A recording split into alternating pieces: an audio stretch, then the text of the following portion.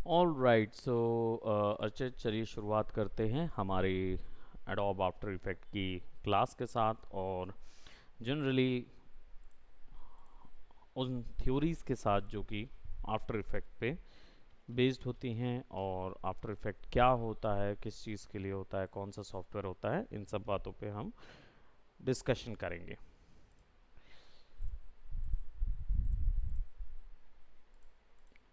Okay, सो सबसे पहले after effect एक कंपोजिटिंग सॉफ्टवेयर है। ठीक है, आफ्टर इफेक्ट जो है वो आपका एक कंपोजिटिंग सॉफ्टवेयर है। और बेसिकली इसका जो यूज़ है वो आपका VFX लाइन पे होता है। ठीक है, तो किसी भी वीडियोस के अंदर अगर आपको कोई इफ़ेक्ट्स ऐड करने हैं, या फिर उसमें कोई कलर करेक्शंस या कलर की चेंजेस करनी हैं, या फिर क्रोमा जैसे क्रोमा मैट पेंटिंग वगैरह कुछ आपको अप्लाई करना है, अगर कोई ऐसे आपको वर्क्स अप्लाई करने हैं तो आपको फिर आफ्टर इफेक्ट यूज़ करना होगा।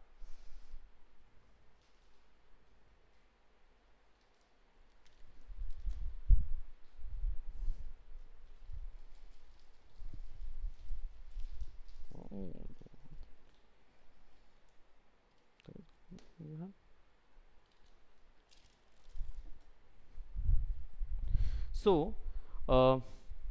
हमारा VFX colour correction, chroma, matte works और एट्सेट्रा इसी तरीके के जो आर्ट वर्क्स आपको अगर करने होते हैं तो वीडियोस के साथ तो आफ्टर इफेक्ट की आपको बेसिकली ज़रूरत पड़ती है। इसमें मोशन ग्राफिक्स भी होता है, सो मोशन ग्राफिक्स के लिए, 2D एनिमेशन के लिए, इन सब चीज़ों के लिए इसका यूज़ होता है। हम बेसिकली जो हमारा कोर्स है और जो हम क्लासेस ले रहे हैं वो बेसिकली मोशन ग्राफिक्स की है, तो हम आफ्टर इफेक्ट को मोर ओवर इन जगहों के लिए यूज़ करेंगे, और थोड़ा हम इस तरफ भी इंडल्ज होंगे, बट ज़्यादातर ज़्यादा हम मोशन ग्राफिक्स की ओर देख रहे होंगे कि आफ्टर इफेक्ट किस तरीके से मोशन ग्राफिक्स अप्लाई करता है। Okay, so let's start with after effect. After effect जब आप ओपन करते हैं तो आपको एक स्प्लैश स्क्रीन नज़र आती है। ये स्क्रीन जो होती है, इसमें बेसिकली आपका, अगर आप शुरुआत कर रहे हैं तो ये हिस्से खाली होंगे, यहाँ पे कोई वैल्यूज़ नहीं होगी, क्योंकि ये रिसेंट आइटम्स के लिए होता है। तो जब भी आपने कोई लास्ट टाइम कोई वर्क तैयार किया होगा तो आप फिर यहाँ पे जाके उसको यूज़ कर सकते हैं। Now new project, basically after effect का जो फॉर्मेट होता है वो .aep होता है, आफ्टर इफेक्ट प्रोजेक्ट।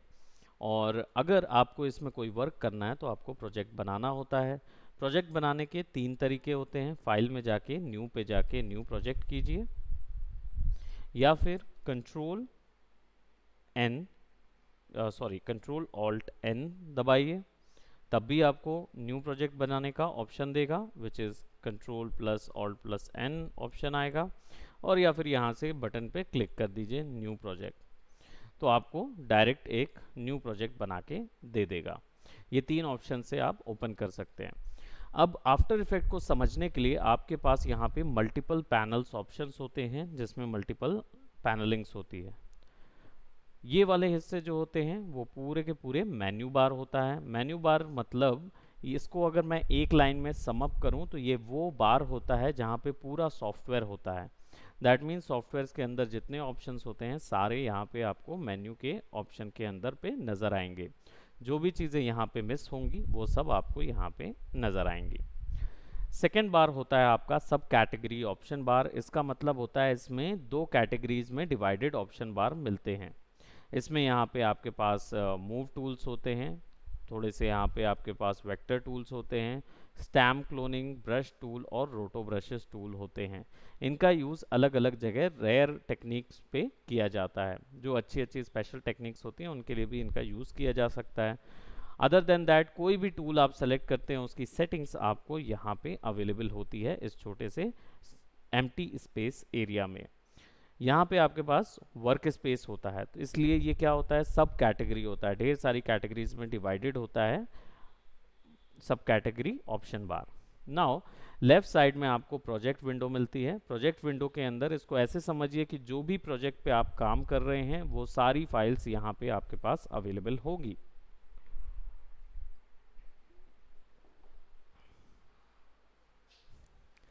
ये सेक्शन जो होगा, इस सेक्शन पे आप कॉम्पोजिशंस करेंगे। दैट मीन्स इस सेक्शन पे वो चीज़ दिखाई देगी जो जनता के सामने, जनता के लिए बनाई गई है। सारी केवल अगर आप जनता पे फोकस कर रहे हैं तो आपका जो भी वर्क आप तैयार करेंगे वो सारा का सारा यहाँ पे आपको नज़र आएगा। लेयर पैनल पे आपके पास एक लेयर के अंदर जो रोटो करना हो, या फिर अगर एक लेयर के अंदर आपको कोई ऑप्शन चेक करने हो तो आप लेयर पैनल्स के अंदर से चेक कर सकते हैं। फुटेज पैनल के अंदर आप अपनी फुटेज के कंटेंट्स देख सकते हैं। तो जो भी कंटेंट आपको चेक करना है कि आपके फुटेज के अंदर कौन सा कंटेंट है, वो सारे कंटेंट्स आप यहाँ पे दे सकते हैं। नाउ अगर हम बात करें इस पूरे सेक्शन की, तो ये पूरा सेक्शन जो है वो आपका इफ़ेक्ट्स पैनल होता है। तो यहाँ पे आपको सेपरेट इफ़ेक्ट्स मिलते हैं और जो भी ऑप्शंस आप अप्लाई कर रहे हैं उनकी सेटिंग्स यहाँ पे आपको मिलती है। नीचे पे आपको दो डिफरेंट पैनल्स नज़र आएंगे जो कि एक पैनल में डिवाइडेड होते हैं। लेफ्ट साइड का जो पैनल होता है ये आपका लेयर पैनल होता है। तो जो भी वर्क आप यहाँ पे करेंगे, आफ्टर इफेक्ट एक लेयर सॉफ्टवेयर है, लेयर बेस्ड सॉफ्टवेयर है। तो बेसिकली क्या करता है कि ये लेफ्ट साइड में पूरी लेयर्स मिलती हैं, राइट साइड में ये आपको उन लेयर्स की टाइमलाइन दिखाता है। यानी कि वीडियोस अगर आप यूज़ कर रहे हैं तो वीडियोस कितने बड़े होंगे, कितने छोटे होंगे, ये सारा ऑप्शंस आप यहाँ पे देख सकते हैं। नाउ इस पे काम कैसे किया जाए, ओवरऑल अगर बात की जाए तो अमूमन 5 डिफरेंट पैनल्स आपको यहाँ पे नज़र आएंगे। इसके साथ प्रोजेक्ट जो है वो इफेक्ट कंट्रोल्स और साउंड और अदर टाइप के जितने पैनल्स होते हैं उनके साथ डिवाइडेड होता है। वैसे ही आपका ये पैनल्स भी अलग अलग तरीके से यूज़ किए जा सकते हैं। नाउ अगर आप किसी एक स्पेसिफिक वर्क के लिए जा रहे हैं तो आप यहाँ पे small screen, standard, learn, work spaces में चेंज कर सकते हैं। बाय डिफ़ॉल्ट ये ऐसा नज़र आता है। अगर पूरे पैनल्स ऑन रखने हैं तो ऑल पैनल्स पे क्लिक कर देंगे तो आपके पास ऑल पैनल्स अवेलेबल हो जाएंगे, राइट। अब चलते हैं और देखते हैं आफ्टर इफेक्ट के अंदर काम कैसे होता है। तो सबसे पहले हम यहाँ पे एक आफ्टर इफेक्ट पे जब भी कोई काम करना होता है तो जो भी चीज़ इस पे बनती है या जो भी काम इसके अंदर होता है वो कहलाता है एक कॉम्पोजिशन। वो एक कॉम्पोजिशन कहलाता है।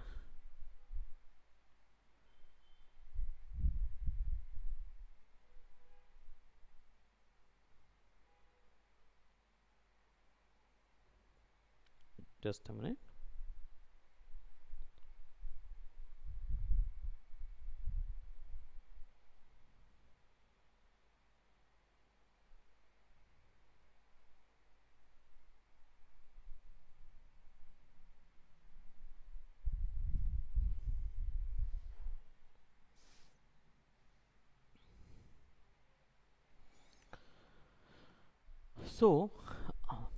इस पे काम करने के लिए जो भी फाइल आप इस पे क्रिएट करते हैं उसको न्यू कॉम्पोजिशन बोला जाता है, यानी एक नया कॉम्पोजिशन आपको तैयार करना होता है। न्यू कॉम्पोजिशन पे क्लिक करेंगे आपका एक नया कॉम्पोजिशन बन जाएगा, या राइट क्लिक करके न्यू कॉम्पोजिशन भी बना सकते हैं। न्यू कॉम्पोजिशन एक्चुअल में होता क्या है, ये एक वो विंडो होता है जिसके अंदर, जैसे फॉर एग्जांपल फोटोशॉप या आपने कोई भी ग्राफिक डिज़ाइनिंग सॉफ्टवेयर देखा होगा, तो उसके अंदर अगर आपको कोई जो इसको कैनवस बोलते हैं, अगर आप कोई भी चीज़ ड्रॉ करते हैं तो एक पेपर के ऊपर ड्रॉ करते हैं, तो वो पेपर जो होता है उसको कैनवस बोलते हैं। कॉम्पोजिशन एक तरीके का कैनवस ही होता है जो कि वीडियोस के लिए होता है, जिसको हम लोग बोलते हैं वीडियो फ्रेमिंग, राइट। तो इसमें हाइट, विड्थ, डायमेंशन होता है, फ्रेम होता है, और इसके साथ साथ इसके अंदर फ्रेम रेट भी होते हैं, एफपीएस भी होता है। तो एफपीएस से क्या करते हैं, हम डिसाइड करते हैं बेसिकली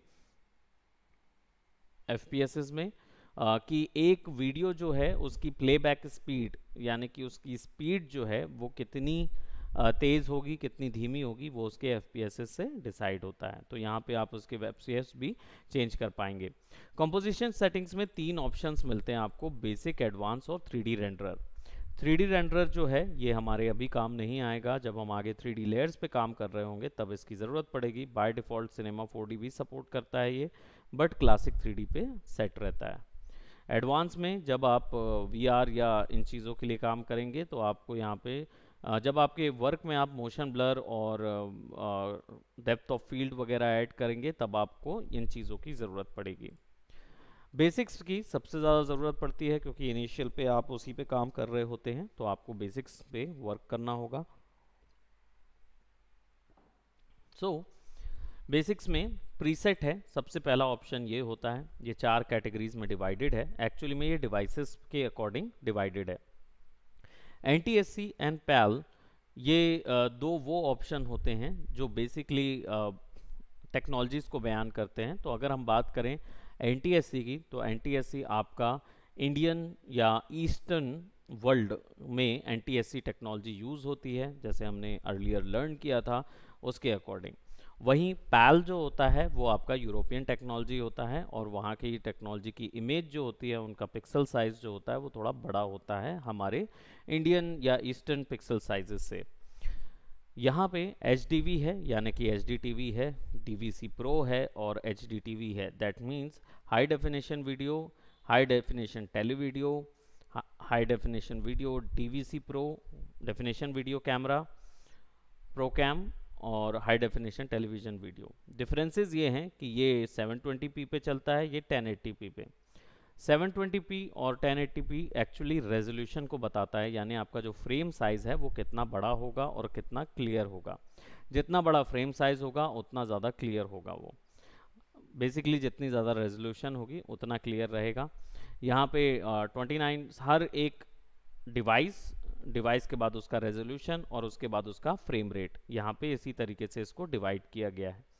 तो जो लास्ट वैल्यूज़ होती हैं जैसे 24, 25, 29, 23, 25, 29, 29, ये सब कुछ जो है ये एक्चुअल में आपका हाई डेफिनेशन टेलीविज़न वीडियो है।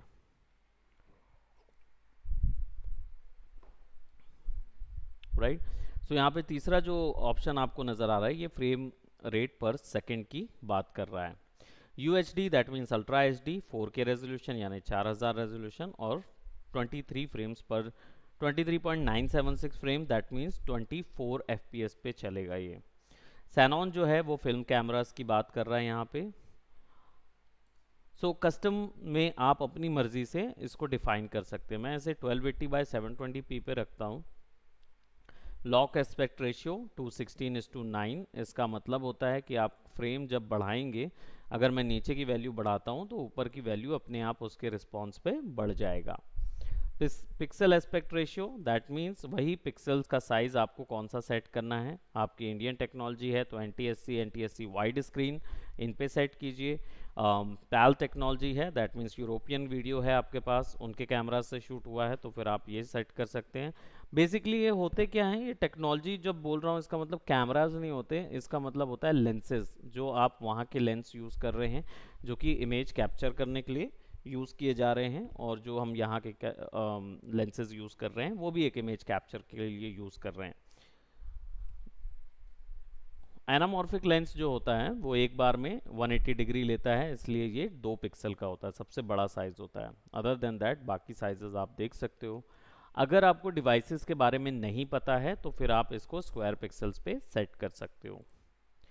फ्रेम रेट जो है वही आप सेट कर सकते हो 30 FPS, जनरली हमारे रियल वर्ल्ड की स्पीड होती है। रेजोल्यूशन जो है वो फुल, हाफ, थर्ड और क्वार्टर सेट किया जा सकता है। इसका मतलब है कि अगर हम बात करें रेजोल्यूशन की तो ये आपके फाइनल आउटपुट की बात नहीं कर रहा है। अगर हम बात करें कि ये फाइनल आउटपुट की बात कर रहा हो तो डेफिनेटली नहीं, इससे आपके मेन वर्क पे कोई अंतर समझ नहीं आता है।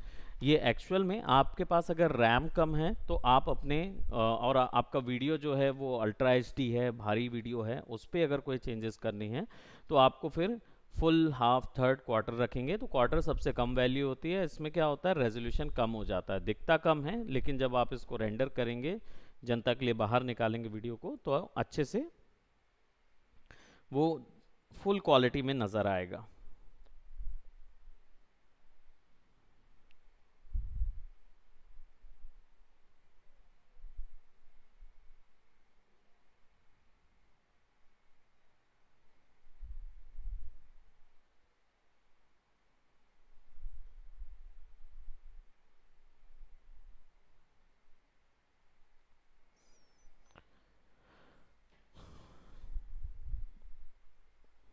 यहाँ पे स्टार्ट कोड है, start time code, that means आपका जो वीडियो है वो कहाँ से शुरू हो, और ड्यूरेशन यानी कहाँ तक वीडियो जाएगा। अभी फ़िलहाल 10 पे सेट है और 18 फ्रेम पे सेट है, तो मैं इसको ज़ीरो कर देता हूँ। इसको रीड करने का तरीका ये होता है, जो पहला ज़ीरो होता है वो आवर का होता है, सेकेंड ज़ीरो जो होता है मिनट का होता है, उसके बाद होता है सेकेंड्स, और लास्ट जो होता है वो होता है फ्रेम का। वो मिली सेकेंड्स नहीं होता है, वो फ्रेम होता है। अब यहाँ पे बैकग्राउंड कलर जो है यानी कि मेरे कैनवस का कलर ब्लैक रहेगा। ओके करूँगा इसको, तो अब मेरे पास एक कंपोजिशन बन गया है। इसको यूज़ करने का तरीका ऐसे है कि आप इसको माउस व्हील से जूम इन जूम आउट कर सकते हो, कंट्रोल माइनस और कंट्रोल प्लस से भी जूम इन जूम आउट होता है। मिडिल माउस बटन से इसको पैन किया जा सकता है, सिंपल मिडिल माउस बटन से, राइट। तो आप इसको किसी भी वैल्यू में चेक कर सकते हो। तो ये कॉम्पोजिशन अब हमारे पास आ गया है, यहाँ पे हमारे पास कॉम्पोजिशन विंडो दिख रही है। अब हम क्या करते हैं, कुछ वर्क्स को यहाँ ले आते हैं। सो अगर मुझे कोई वर्क्स यहाँ पे करने हैं और मैं उन वर्क्स को यहाँ पे ले आता हूँ, लेट जस्ट से अरेंजमेंट के लिए। सो मेरे पास यहाँ पे मल्टीपल वीडियोस हैं, तो इन सबको एक साथ करके मैं इंपोर्ट कर लूँगा। जैसे ही मैंने उन सबको एक साथ इंपोर्ट किया तो देखिए सारी वैल्यूज़ यहाँ नज़र आ रही है। अब इन फुटेजेस के अंदर है क्या, तो इनको डबल क्लिक करके मैं सर्च करूँगा तो मुझे यहाँ पे वो ड्रॉ दिखेंगे। अब यहाँ पे एक्चुअली समझ में नहीं आएगी क्योंकि फुटेज जो है वो एक्चुअल में क्या है, आपकी क्या बोलते ग्रे ब्लैक एंड वाइट में सेट हैं, इसके कारण से वो आपको नज़र नहीं आएंगे। अभी ये फ़िलहाल ब्लैक में ही बनी हुई है और बैकग्राउंड भी ब्लैक है, इसके कारण से उनका क्या बोलते, उनका जो लाइन है वो नज़र आ रही है, बाकी और कुछ नज़र नहीं आ रहा है। तो हम क्या करेंगे, इसको यहाँ पे अप्लाई करने के लिए पहले हमें यहाँ कोई बैक या वाइट कलर का या किसी भी तरीके का एक बैकग्राउंड हम यहाँ लगा लेंगे। बैकग्राउंड लगाने के लिए मुझे यहाँ पे राइट क्लिक करके न्यू पे जाना होगा, या फिर मैं डबल क्लिक करता हूँ और ये वाली इमेज लगा देता हूँ जो मैंने ऑलरेडी यहाँ पे ली हुई है, इस तरीके की,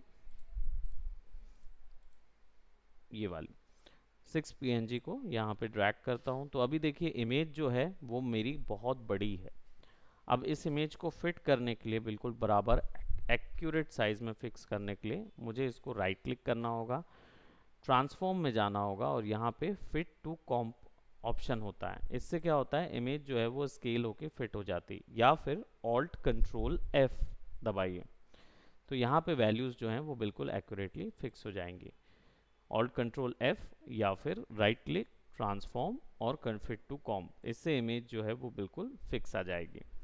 अब इस इमेज के ऊपर में अगर मुझे कोई दूसरे, क्योंकि मुझे कोई दूसरे इफ़ेक्ट या दूसरे डिज़ाइंस फिक्स करने हैं तो मुझे देखना होगा। So I just fix this one, ये भी बड़ा है, इसको भी ट्रांसफॉर्म फिट टू कॉम्प।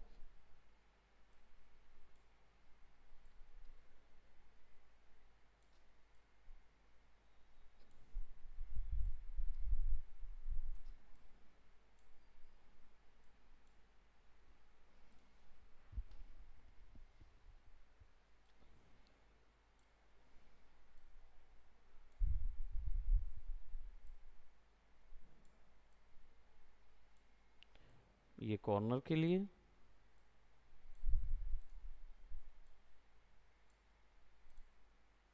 ये सामने के लिए, और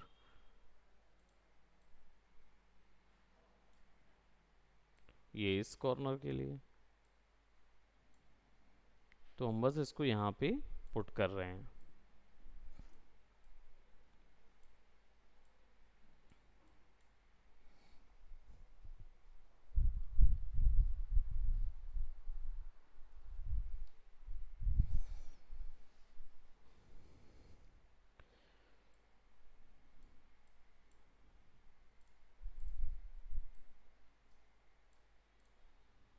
ओके, सो हमने क्या किया, हमारे पास सारी लेयर्स ऊपर में आ गई हैं।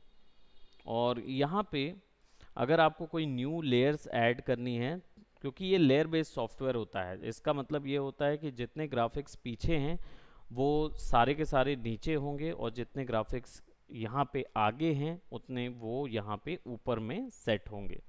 सो अगर मैं यहाँ पे न्यू पे जाऊँ तो यहाँ पे मल्टीपल टाइप्स ऑफ लेयर्स मिलती है, अप्रोक्सीमेटली 9 टाइप्स की डिफरेंट लेयर्स मेरे को अवेलेबल होती है आफ्टर इफेक्ट में। इसका यूज़ जो है वो अलग अलग समय पे अलग अलग तरीके से करना होता है।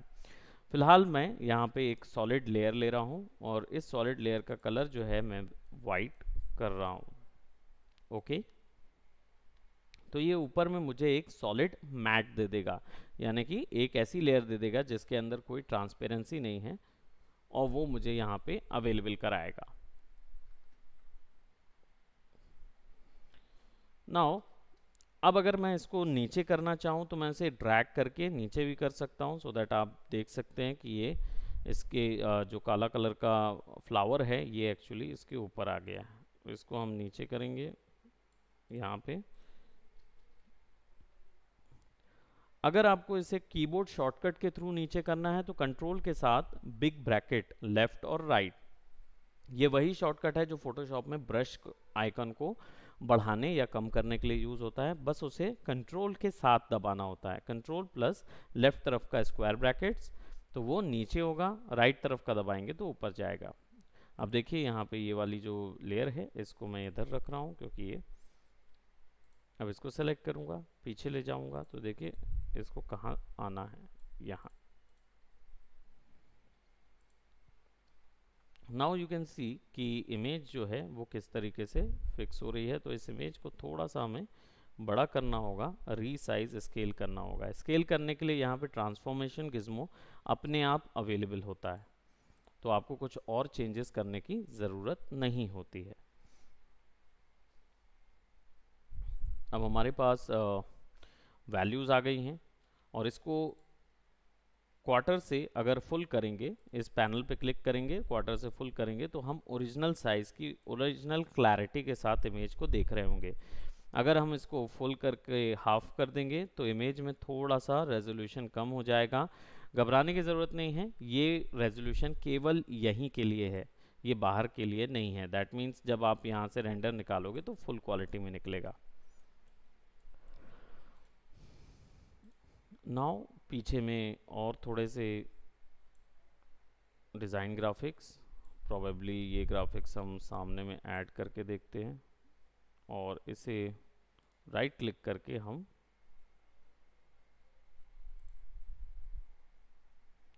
फिट टू कॉम कर देते हैं।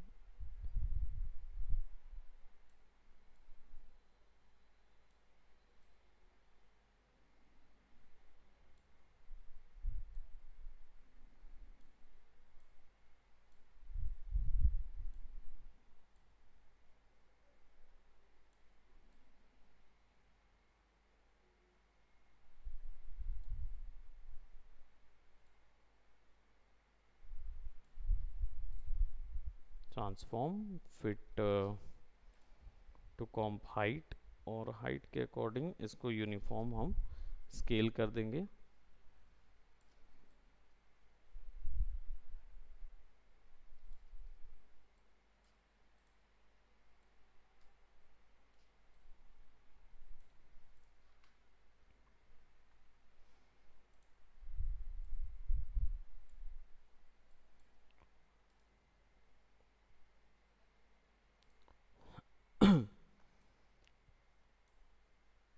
ओके, सो ये जो 6D वाला जो हमारा PNG है ये एक्चुअली हमारा रेफरेंस है, तो इसको यहाँ से डिलीट कर देते हैं, कीबोर्ड से डिलीट, और यहाँ पे हम सेट करते हैं अपने सबसे पहले जो हमारे पेड़ हैं उनको।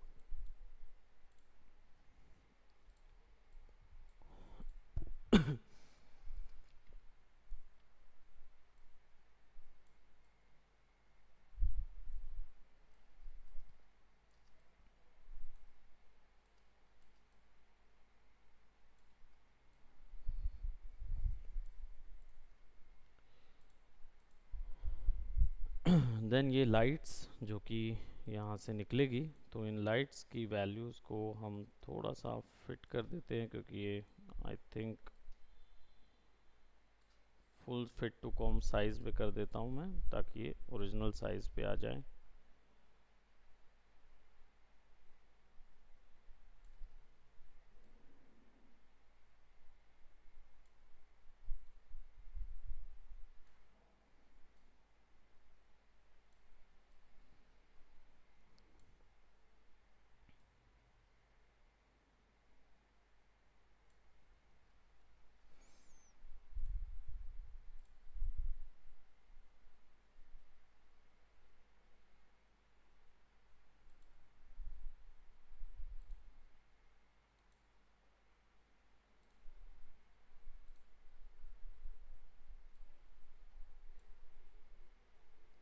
ये हमारा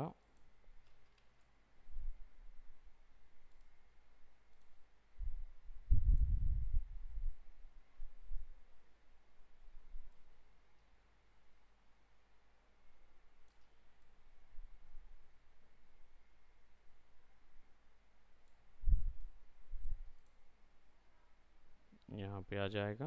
और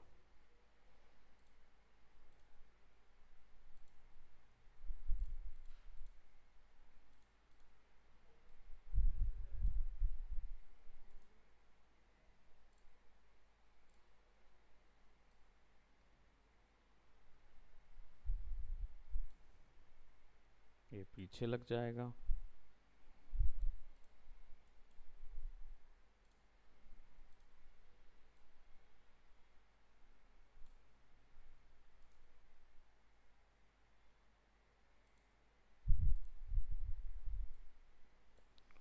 ये बिल्कुल बैकग्राउंड पे, ताकि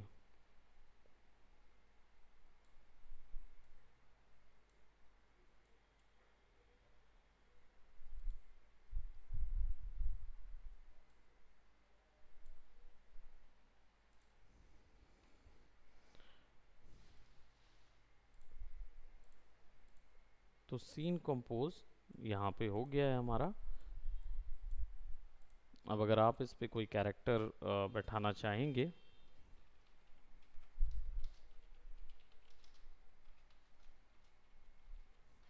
इसको सेव कर देते हैं, और यहाँ पे सिंपली आप कोई भी कैरेक्टर, जैसे ये कैरेक्टर है, इस कैरेक्टर को लेके यहाँ लेके आ सकते हैं और कैरेक्टर को उसके सामने बैठा सकते हैं। लेयर पे ऊपर रखेंगे कैरेक्टर को और शिफ्ट दबा के इसको छोटा करेंगे,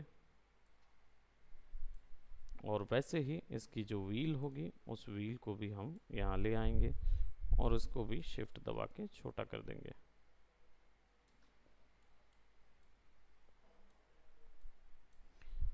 किसी भी लेयर को कॉपी करने के लिए कंट्रोल डी शॉर्टकट है, तो कंट्रोल डी दबाएंगे और देखिए लेयर कॉपी हो गई, और बस इसको नीचे पे फिल इन कर देंगे। तो अब हमारे पास व्हील भी है, कैरेक्टर भी है और व्हील भी है।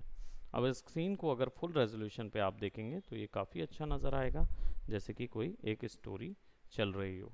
तो मोशन ग्राफिक में 2D एनिमेशन या 2D स्टोरीज बनाने के लिए इसका यूज़ किया जाता है। मैं इसको सेव कर रहा हूँ, कंट्रोल एस से सेव होता है। एक चीज़ और बताने की ज़रूरत है, जैसे कैरेक्टर जो है,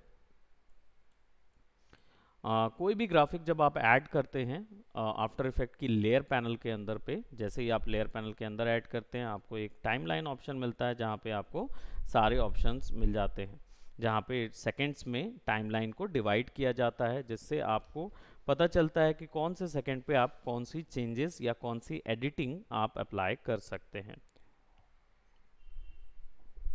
प्लस लेयर जो है, खासकर इमेज लेयर जो ग्राफिक की लेयर होती है, वो आपको यहाँ पे उसकी सेटिंग्स मिलती है। एक छोटा सा एरो होता है, उस पर क्लिक करेंगे तो वहाँ पे आपको नीचे पे उसकी प्रॉपर्टीज़ मिलेंगी।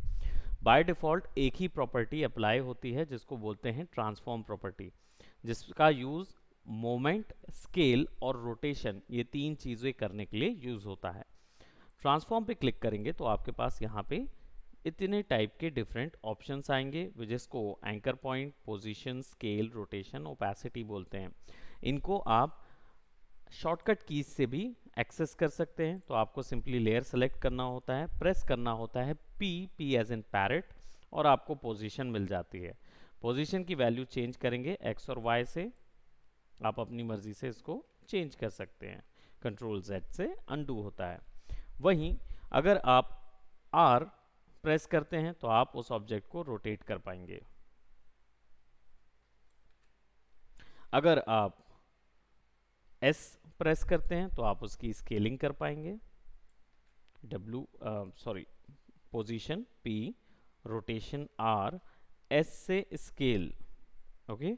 और इसके बाद अगर आप इसकी ओपेसिटी कम करना चाहते हैं तो टी दबाएंगे और आपको ओपेसिटी कम या ज़्यादा आप कर सकते हो। इसको एज अ घोस्ट आपको दिखाना है या कुछ करना है तो आप कर सकते हो with the help of opacity.